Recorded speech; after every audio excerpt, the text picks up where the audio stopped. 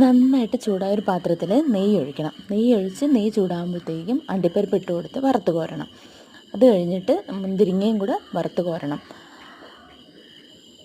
നന്നായിട്ട് brown colour ആകുമ്പോഴത്തേക്കും വറുത്ത് കോരിയെടുത്ത് മാറ്റി വയ്ക്കണം. എന്നിട്ട് നുരാന്നരിഞ്ഞ് തേങ്ങാക്കൊത്ത് അതിനകത്തോട്ടിട്ട് വറുത്ത് ബ്രൗൺ നിറാകുമ്പോഴത്തേക്കും അതും കോരി മാറ്റി വയ്ക്കണം. അവർ മൂന്നൂരും കൂടെ അവിടെ ഇരിക്കുന്ന സമയത്ത് നമുക്ക് അട തട്ടി ഒന്ന് മൂപ്പിച്ചെടുക്കണം. അത് കഴിഞ്ഞിട്ട് കുറച്ച് ശർക്കരപ്പാനി ഒഴിച്ച് നന്നായിട്ട് വേവിക്കണം. വേവിക്കുന്നതിൻ്റെ കൂട്ടത്തിൽ ചൗരി അതിനകത്തോട്ട് വേവിച്ചൊരു ചൗരി അതിനകത്തോട്ട് മിക്സ് ചെയ്യണം.